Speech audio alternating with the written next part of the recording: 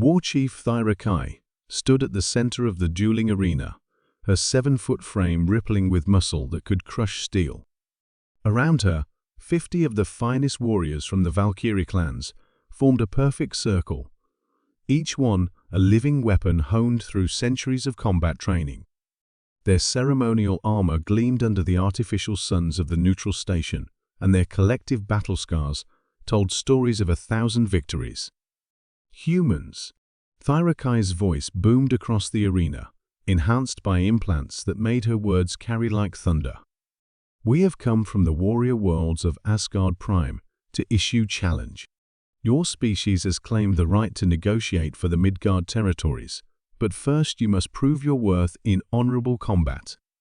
The human delegation sat quietly in the observation gallery above the arena floor.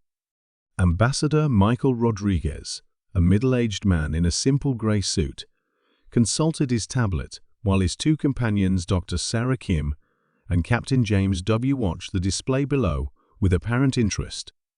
According to our traditions, Valkyrie continued, raising her massive warhammer above her head, no species may claim territory in the Outer Rim without first proving their strength against the Daughters of War. Choose your 50 finest warriors and let us see what humanity is truly made of. The Valkyrie warriors roared their approval, weapons clashing against shields in a thunderous rhythm that echoed throughout the station. These women had conquered 12 star systems through personal combat, their reputation spreading terror across the galaxy. No species had ever refused their challenge, and none had ever won. Ambassador Rodriguez stood slowly and activated his communication device. "War Chief Valkyrie," he said, his voice calm and measured, "we appreciate the honor of your challenge. However, I'm afraid we must respectfully decline." The arena fell silent. 50 pairs of battle-hardened eyes stared up at the human delegation in disbelief. Decline? Valkyrie's voice carried a dangerous edge. No species has ever declined the trial of strength. Are you cowards? Do humans cower behind words when faced with true warriors? Not cowards, Rodriguez replied gently. We simply have a different approach to conflict resolution. Sub-Commander Brynhild, Valkyrie's second-in-command, sneered. What approach could possibly replace the honesty of blade against blade? How else does one prove worthiness? Dr. Kim stepped forward. War Chief, might I ask you a question? What do your people value most in a warrior? Valkyrie's eyes narrowed suspiciously. Strength, honor, the courage to face any enemy. And why do you fight? To protect our people, to secure resources, to maintain our way of life. Excellent answers, Dr. Kim said, making notes on her tablet. Captain Wu, would you show the War Chief our approach? Captain Wu activated a holographic projector that filled the center of the arena with a 3-dimensional star map. War Chief, this is the Kepler Nebula. 3 weeks ago, our long-range sensors detected a plague outbreak on the colony world of New Valhalla, one of your territories. Valkyrie's confident expression flickered. New Valhalla housed over 2 million Valkyrie civilians, including many children and elderly. The plague was spreading rapidly, you continued. Your military vessels were 3 weeks away at minimum speed. The colonists would have been dead before help arrived. The hologram zoomed in to show a small fleet of ships approaching the infected world. These are human medical vessels. We diverted them immediately upon detecting the outbreak. Impossible, Sub-Commander Brynhild interjected. New Valhalla is deep within our territory. How could you have ships there so quickly? Ambassador Rodriguez answered quietly. Because we have medical stations positioned throughout this entire sector.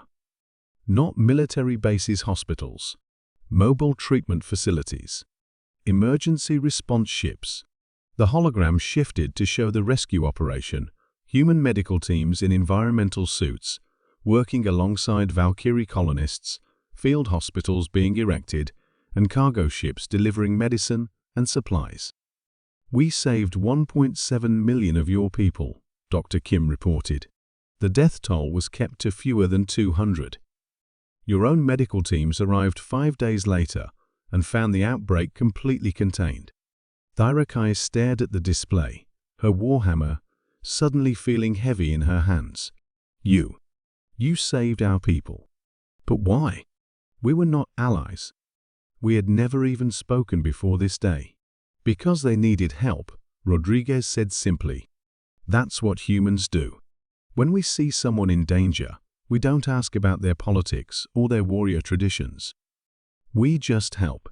The war chief looked around the arena at her finest warriors, all of them staring at the hologram in stunned silence. "But this proves nothing. Where is the test of strength? Where is the trial of combat?" Captain Wu touched another control, and the hologram shifted to show a different scene. Human construction crews working alongside various alien species to build a massive space station.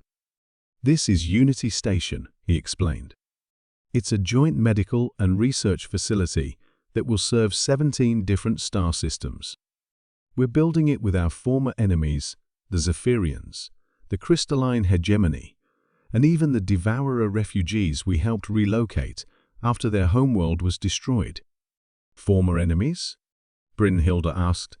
"Yes. We fought 3 wars with the Zephyrians before we figured out a better way. Turns out they were only attacking us because they thought we were trying to claim their sacred sites. Once we learned to talk to each other, we realized we both wanted the same thing: safe homes for our families."